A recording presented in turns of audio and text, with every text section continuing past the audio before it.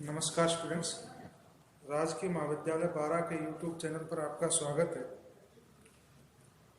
आज हम BSc part first के इस ई लेक्चर में मैकेनिक्स का एक नया टॉपिक शुरू करने जा रहे हैं, जिसका नाम है कोणीय संवेग यानी कि एंगुलर मोमेंटम। इस टॉपिक को पढ़ने से पहले अब तक हम इस यूनिट में द्रव्यमान केंद्र को पूरी तरह से पढ़ चुके हैं। और द्रव्यमान केंद्र जो है क्या होता है, क्या उसकी परिभाषा होती है, क्या उसकी पोजीशन होती है, क्या वेलोसिटी होती है, क्या उसका त्वरण होता है, उस पर फोर्स अप्लाई होता है तो क्या रिएक्शन होता है। उसके पश्चात हमने दो कणों की जो टक्कर है उसमें संवेग संरक्षण का नियम और ऊर्जा संरक्षण नियम को समझा था। और वो दोनों टक्करें प्रत्यास्थ और अप्रत्यास्थ दोनों तरीके की कंडीशन दी थी और उनमें हमने कैलकुलेशन की थी कि प्रत्यास्थ टक्कर में संवेग और ऊर्जा दोनों का संरक्षण होता है, जबकि अप्रत्यास्थ में संवेग का संरक्षण होता है लेकिन ऊर्जा का संरक्षण नहीं होता है। ये टॉपिक्स हम अब तक कंप्लीट कर चुके हैं। आज का जो हमारा टॉपिक है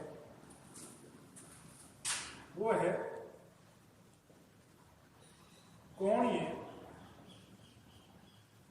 संवेग।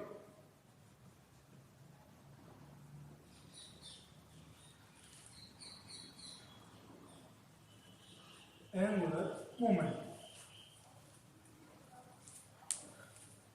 संवेग को आप पहले पढ़ चुके हैं, उसकी क्या परिभाषा होती है। और संवेग एक ऐसा कॉन्सेप्ट है जो एक सरल रेखीय गति में उपयोग में आता है। यदि कोई कण एक सीधी रेखा में गति कर रहा है तो उसके वेग को उसके द्रव्यमान से गुणा करने पर हमें संवेग प्राप्त होता है।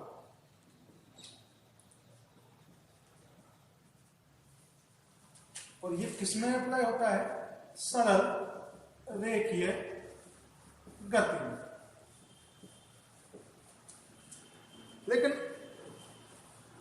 अब हम यहाँ जो मोशन का अध्ययन करने जा रहे हैं, जो उस गति का अध्ययन करने जा रहे हैं, वो है सर्कुलर मोशन। यानी कि कोई भी सिस्टम अपने जिसका जो गति का पथ है वो कैसा है? वृत्ताकार। और एक निश्चित बिंदु से दूरी बनाकर वो उसके चारों तरफ गति कर रहा है। तो ये उसके इस पॉइंट से इस पॉइंट की दूरी r है और इस पर उसका हम जानते हैं कि उसके वेग की डायरेक्शन इसके कैसी होती है? लंबवत होती है। और इसके जो चारों तरफ जो चक्कर लगा रहा है उसको हम क्या बोलते हैं? कोणीय वेग बोलते हैं, जिसे ओमेगा से हम डिफाइन करते हैं। ठीक है भाई। अब हमारा कॉन्सेप्ट है कोणीय संवेग। कोणीय संवेग का वही उपयोग है जो रेखीय गति में संवेग का होता है। यानी वृत्ताकार गति में कोणीय संवेग का वही यूज है, वही उपयोग है जो एक सरल रेखीय गति में संवेग का होता है। ठीक है। तो इसका परिभाषा हमारे पास ये निकल के आती है कि किसी जड़त्वीय फ्रेम में इसकी परिभाषा हम लेते हैं।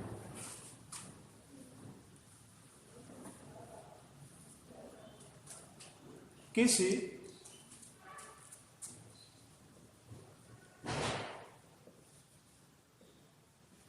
जड़त्वीय फ्रेम में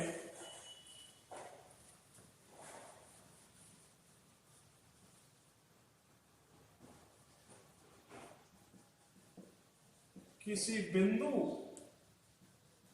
के सापेक्ष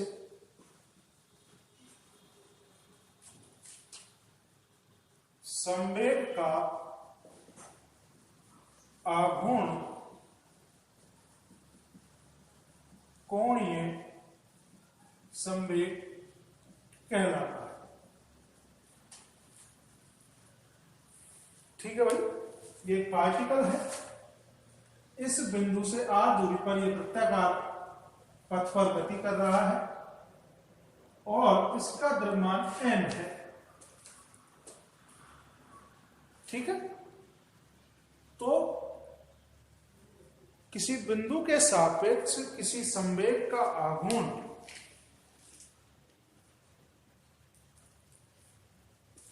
संवेग कौन सा होना चाहिए? रेखीय संवेग। रेखीय संवेग का आघूर्ण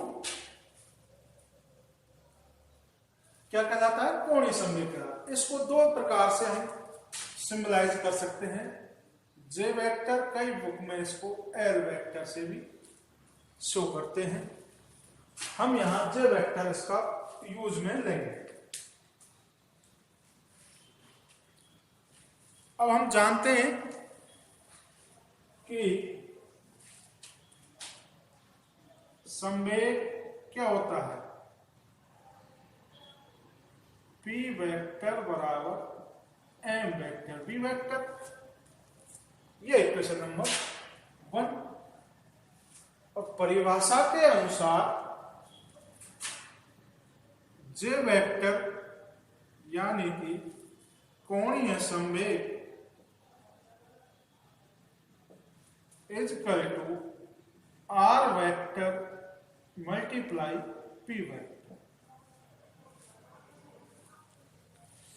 ठीक, r vector multiply p vector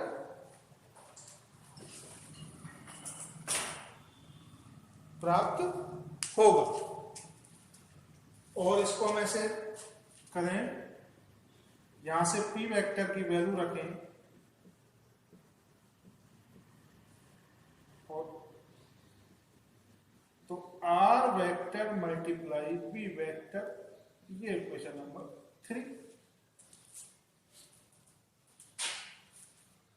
और इस इक्वेशन को हम आर पी साइन थीटा के रूप में भी लिख सकते हैं। आर पी साइन थीटा के रूप में लिख सकते हैं। अब यहां से ये समझ में आता है कि ये एक सदिश राशि है, ये एक सदिश राशि है, दोनों का क्रॉस प्रोडक्ट है। वो किसका मान है? कोणीय संवेग का मान है। तो कोणीय संवेग का मान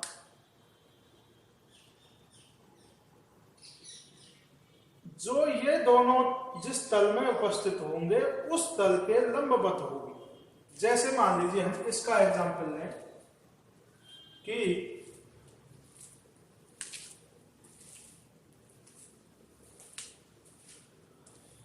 ये एक वृत्ताकार पथ है, ये इसकी दूरी है और ये कण इस पर गति कर रहा है। तो इस का जो रेखीय संवेग की डायरेक्शन होगी इस लाइन के लंबवत होगी, यानी कि ये दोनों एक ही तल में होंगे। आर और बी एक ही तल में होंगे।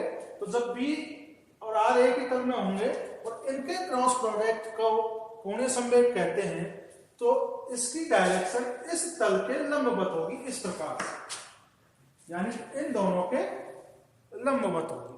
ठीक है, तो कोणीय संवेग की दिशा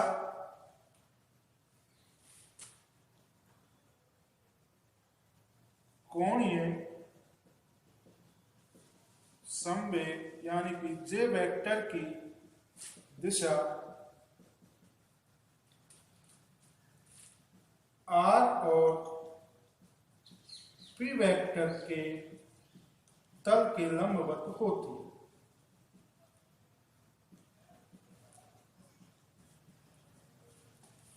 ठीक है, दोनों तल के लंबवत होती है।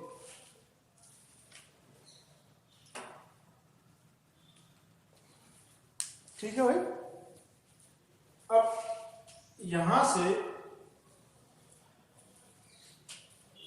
हम इसको और सिंप्लीफाई करें तो जे वेक्टर बराबर हमारा है M R cross B vector, या फिर इसको हम लिख सकते हैं M B R sine theta. ये इक्वेशन नंबर 4। और थीटा जो है वो आर और बी के मध्य का एंगल है। अब हम ये जानते हैं कि B बराबर होता है R क्रॉस ओमेगा वेक्टर। ये क्वेश्चन नंबर 5।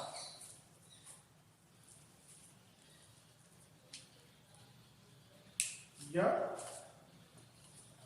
सॉरी, ये होता है हमारा ओमेगा क्रॉस R वेक्टर। अब ये वैल्यू हम इसमें रखेंगे तो जे वेक्टर बराबर M R cross omega cross R vector, ये वैल्यू हमने इक्वेशन नंबर 4 में रखी। तो एम वेक्टर बराबर omega R vector into R vector minus R vector plus omega R cross vector. इसको हम ये इस प्रॉपर्टी से खोल सकते हैं। ये प्रॉपर्टी होती है यदि कोई भी तीन सदिश आपस में क्रॉस में हो तो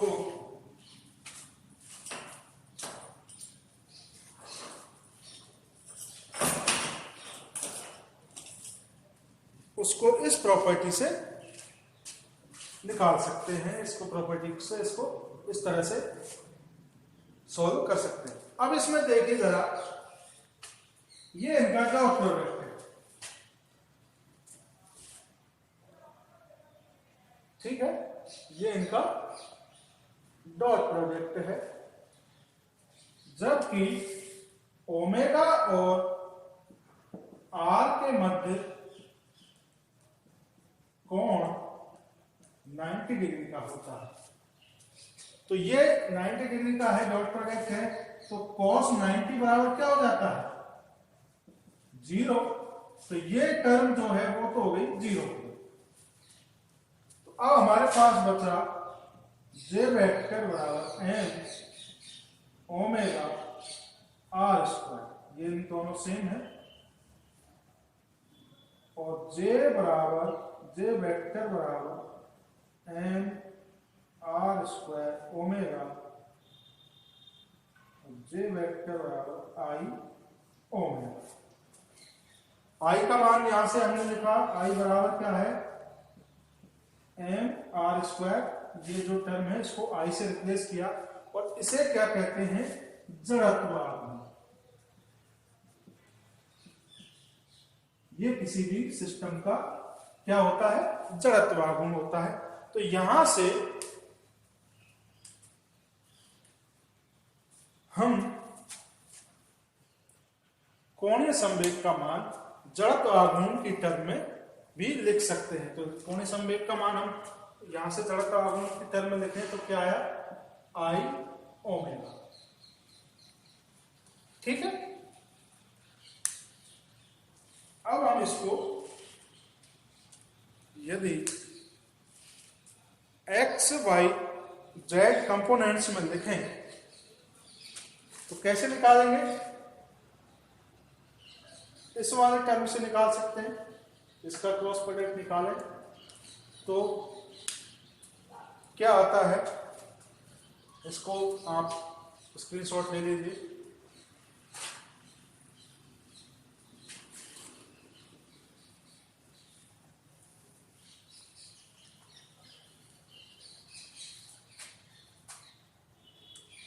कि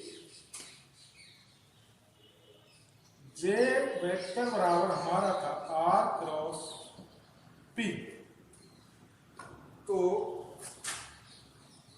जे वेक्टर बराबर आयो I cap J cap K cap X Y Z P X P Y P Z. ठीक है, और ये किसके बराबर होती है? ये मैट्रिक्स आर क्रॉस पी के बराबर, यानी इस मैट्रिक्स का। तो यहां से हम इसको क्या लिख सकते हैं कि J X iota plus J Y K cap plus J Z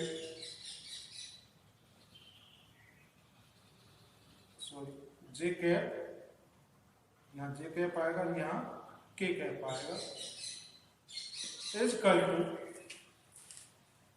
iota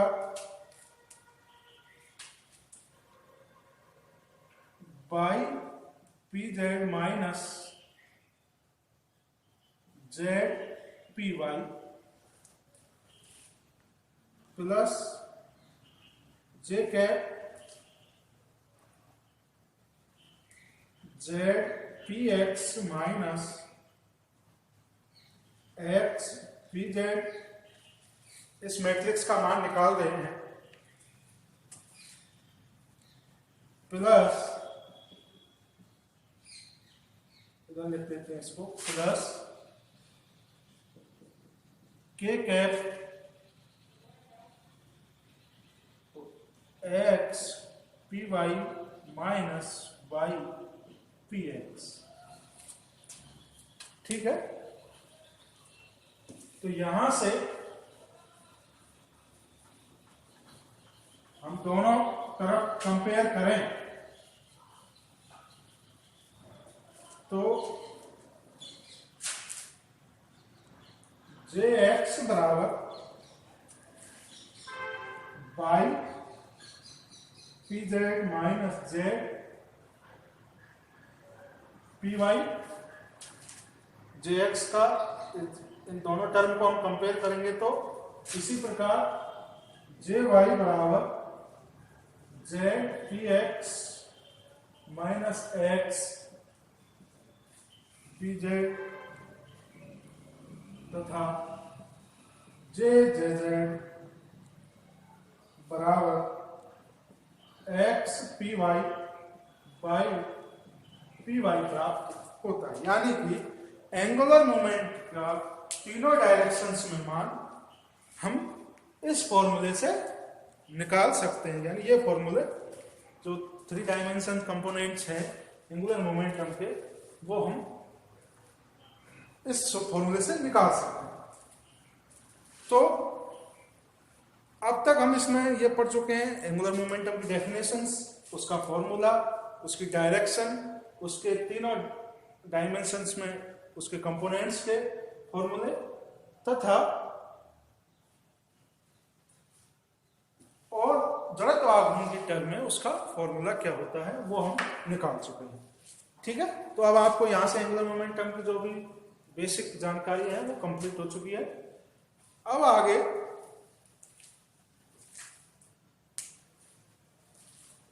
अगले टॉपिक में हम पढ़ेंगे टॉर्क। टॉर्क क्या होता है, बलागुण क्या होता है, बलागुण और एंगुलर मोमेंटम में क्या रिलेशन होता है वो हम अभी अगले लेक्चर में पढ़ेंगे। Thank you.